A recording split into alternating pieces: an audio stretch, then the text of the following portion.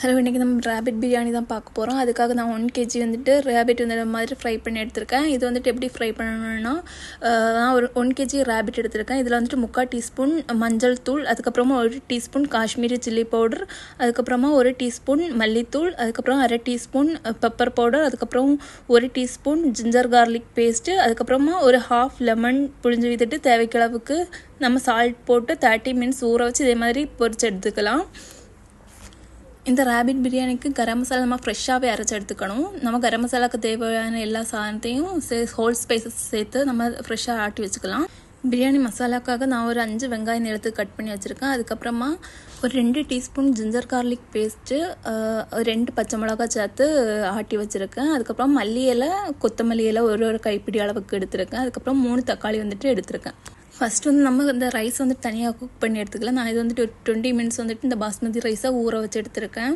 நீங்கள் வந்துட்டு எந்த பிராண்ட் வாங்குறீங்களோ அதுக்கு ஏற்ற மாதிரி நீங்கள் வாங்கிக்கோங்க. நான் வந்துட்டு இந்த பேனில் தான் நான் வந்துட்டு ஃபஸ்ட்டு பிரியாணி செஞ்சு எடுக்கிறேன். இந்த பட்டை கிராம் ஃப்ரெஷ்ஷாக நம்ம அரைச்சி எடுக்கிறோம்ல, அதுலேருந்து நான் கொஞ்சமாக வந்துட்டு எண்ணெயில் அந்த ஹோல் ஸ்பைஸ் போட்டுட்டு அதுக்கப்புறமா கீ அதிகமாக ஊற்றிருக்கேன். அதுக்கப்புறமா அதுலேருந்து வெங்காயம் எடுத்து போட்டு வதக்கிக்கலாம். இது வதங்கி ஒரு கோல்டன் ப்ரௌன் வர டைமில் வந்துட்டு இதுலேருந்து கொஞ்சம் வெங்காயம் வந்துட்டு தனியாக எடுத்து மாற்றி வச்சுக்கலாம். ஏன்னா அது வந்துட்டு பிரியாணி லாஸ்ட்டில் வந்துட்டு மேலே தூவி போடுறதுக்கு வந்துட்டு தேவைப்படும்.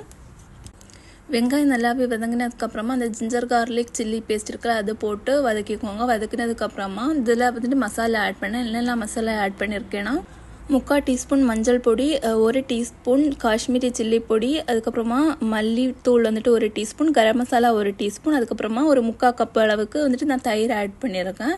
அதுக்கப்புறமா இதில் வந்துட்டு மல்லி இலையும் புதினா இலையும் போட்டுக்கோங்க. அது லைட்டாக வந்ததுக்கப்புறமா அதில் வந்துட்டு கொஞ்சம் நம்ம கட் பண்ண அந்த 3 தக்காளியுமே ஆட் பண்ணிக்கலாம். இது வந்துட்டு பிரியாணிக்காக தண்ணியில் வந்துட்டு மல்லி இலை, புதினா இலை, அதுக்கப்புறம் ஹோல் ஸ்பைசஸும் 1 டீஸ்பூன் கீ போட்டிருக்கேன். அதில் வந்துட்டு நம்ம வந்துட்டு அரிய கொட்டி நம்ம அதை வந்துட்டு தனியாக வேக வச்சு எடுத்துக்கணும். இந்த மசாலையில் வந்துட்டு நம்ம அந்த ரேபிட்டை சேர்த்து கிளறி விட்டுக்கலாம். ஃபஸ்ட்டில் இது வந்துட்டு அந்த மசாலா கூடவே லைட்டாக ஊறி வெந்து வரட்டும். அந்த மசாலா கூடவே ஒரு 15 மினிட்ஸ் வந்துட்டு வேக விடணும். அதுக்கப்புறமா நம்ம அங்கே வேக வச்ச வந்துட்டு பாஸ்மதி ரைஸ் வந்துட்டு எடுத்து அதோட மேலேயே வந்துட்டு கொட்டி இந்த மாதிரி மல்லியில் புதினாயில் அதுக்கப்புறமா நம்ம தனியாக எடுத்து வச்சுருந்தோம்ல அந்த இதுவும் மேலே வந்து கீயும் போட்டு முந்திரியும் கிஸ்மஸும் போட்டுட்டு நம்ம இதை எடுக்கும்போது இந்த மாதிரி எடுக்கணும். ஃபுல்லாகவே மிக்ஸ் பண்ணி கீழே வந்துட்டு அந்த மசாலா மேலே வந்து இந்த பிரியாணி போட்டு எடுக்கிற மாதிரி இருக்கணும். உங்களுக்கு தேவைன்னா நீங்கள் வந்துட்டு இதில் தம் போட்டு கூட எடுத்துக்கலாம். அது ரொம்ப டேஸ்ட்டாக இருக்கும்.